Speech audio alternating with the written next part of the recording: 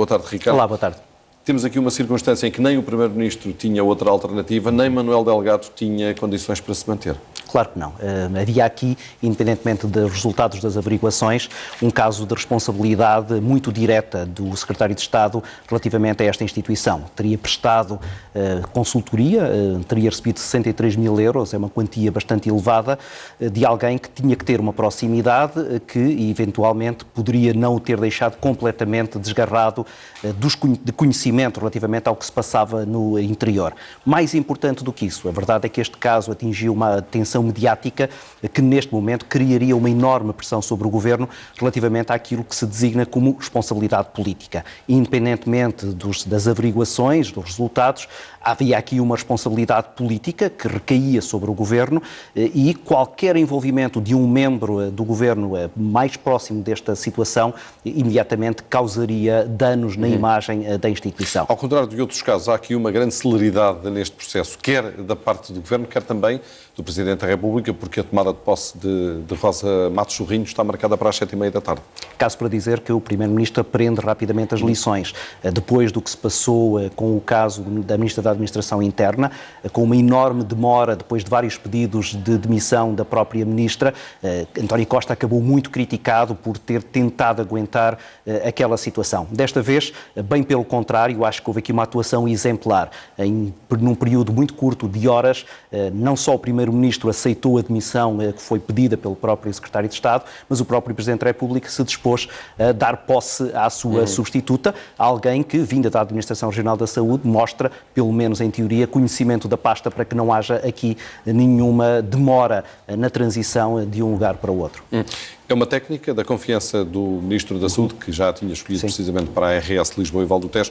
Pertence ao círculo mais próximo do Primeiro-Ministro ou não? Pertence ao círculo de confiança, não só do Primeiro-Ministro, mas de algumas outras figuras que estão neste momento no Governo.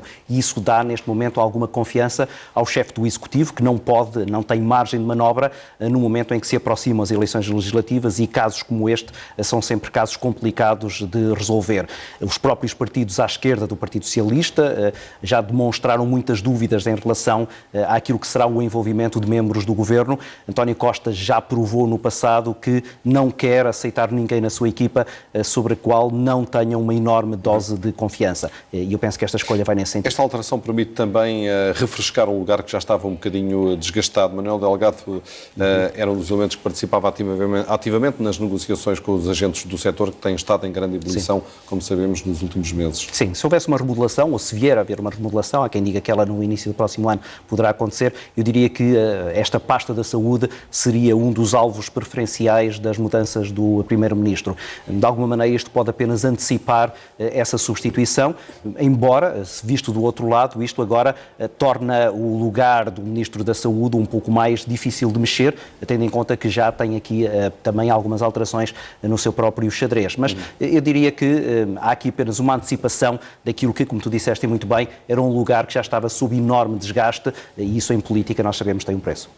Manuel Delgado era um elemento com muito peso nesta pasta, na tua opinião? Era um elemento que tinha, sobretudo, uma função de ser uma espécie de amortecedor de impacto daquilo que era o embate muito duro com ordens que nós sabemos têm muito peso na sociedade, nomeadamente a ordem dos médicos. E dessa maneira, e por isso é que ajuda a explicar porque é que ele tinha sofrido este desgaste.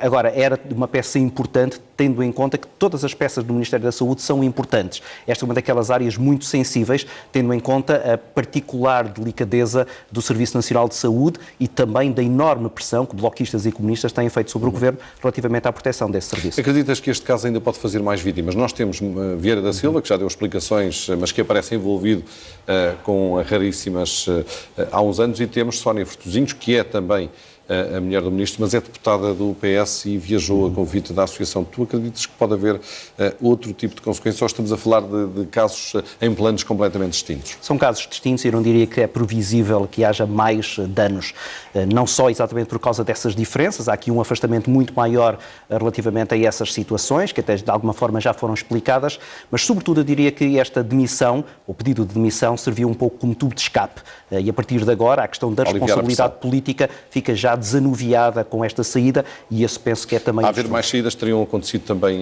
Teriam acontecido agora. Agora, não sabemos ainda o que é que estas averiguações virão a revelar, e obviamente que se houver dados que neste momento nós não conhecemos, aí sim poderá haver mais complicações. Há pouco referias a circunstância de uma remodelação um pouco mais alargada, ela já se fala há várias semanas, há vários meses. Quando apontas o mês de janeiro, tem a ver também com a circunstância de Mário Centeno tomar posse a 13 de janeiro como Presidente do Eurogrupo?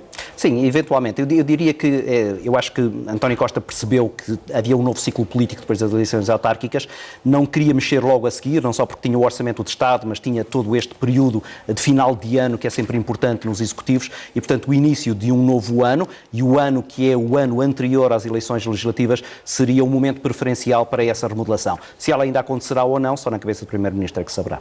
Muito bem. Ricardo, obrigado pela tua presença mais uma vez no 3 às 17.